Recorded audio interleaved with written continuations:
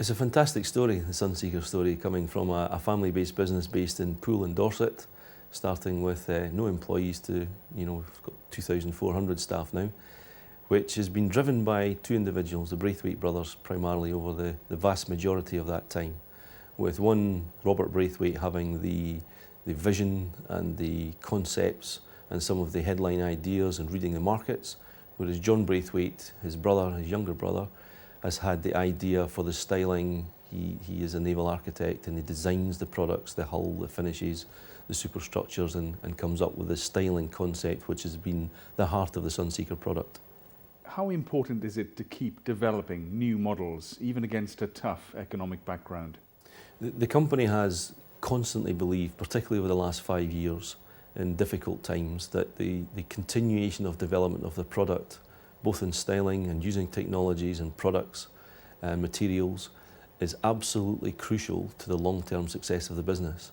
And we've continued to invest in that at the expense of margin to make sure that for the medium to long term we can be a market-leading and remain a market-leading provider of luxury motor yachts worldwide. What does innovation mean for Sunseeker? Innovation means across the whole spectrum for a manufacturing business, from hull design, from styling, from use of new materials such as carbon fibre, and from working with key component suppliers such as engines, where to make them more efficient, we're working with a major worldwide engine manufacturer on a hybrid version, and indeed the development of pod drives as an option. So increasing options, increasing the styles, wood materials, finishes, and all the different components that make a very complex product such as a boat. And at the high end of the market, what features are customers looking for? Use of carbon fibre is becoming more and more prevalent over recent months, and entertainment systems. So the use of big brands of high-end, top-range value products is becoming more and more prevalent, as is the use of pod drives, for example, in the propulsion systems, where the options for a traditional shaft drive are also complemented by pod drive technology. So what's the current state of the market? We are currently seeing growth. There is no question that the worldwide market went through a difficult period in the last 3 years in particular. We ourselves have shown continuing revenue growth over these same 3 years, probably because of our product development and innovation and the strength of the Sunseeker brand as a truly global provider of luxury yachts in the world. There is no question that the shoots of recovery are there. They continue to be restricted by the lack of marine finance, but we are very confident that the next 2 years will see a steady, not dramatic, but a steady and sustained growth in the delivery of our products. What are the challenges of operating in a global export-driven business?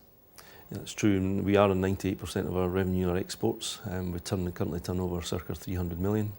And we're faced with the same issues which any global business, irrespective of scale, would experience. Things like foreign exchange rates and the movement of currencies between the whole worldwide basket of currencies, not just the euro sterling or the sterling dollar, and areas of import duties and taxation, which is becoming an ever more increasing problem for us because we are classified as a high value, high end product. And it's clear that fiscal policies for most territories in the world are being reviewed pretty aggressively by the various treasuries involved, and that will have an impact on what we do. You've been at Sunseeker for 18 months. How are you changing the company? Because of the expansion of the business and its expansion into all 5 territories and over 60 countries in the world, that the governance and the structures of the business back at the manufacturing base in Poole have had to be expanded and tightened to reflect the regime that we currently operate in. We have to expand our management team. We've appointed a new FD recently, and we've used and harnessed the experience of our sales director, commercial director and operations director to expand our total business management systems and processes. Finally, what are the key trends you see for the future of your sector and for Sunseeker? The trends and challenges will be the same to us as a global provider of product as it is for any other global manufacturer and distributor. And we are faced with really challenging times on volatility in currency markets, and that's the whole basket of worldwide currencies, not just the more localized euro sterling and sterling dollar. And the problems that are remaining and continuing within the supply chain, which is being able to receive parts and materials on time with the quality standards we require and at the price we require. So we are affected by latent inflation in the system. We're seeing increase in lead times in some of our suppliers, and we're seeing restrictions of supply in certain areas. And it's up to us to manage our affairs internally to make sure that we can work with our suppliers, and we do have several key ones, to make sure that we can continue to supply the products within the timescales that our customers demand. Some of our larger yachts take a year to build, and we're currently in discussions with people for delivery in 2013 and indeed as far out as 2014. Some of our smaller entry-level type products are available at 6 to 9 months notice as opposed to 12 to 18 months it could be for some of the higher end. Stewart McIntyre, thank you. Thank you.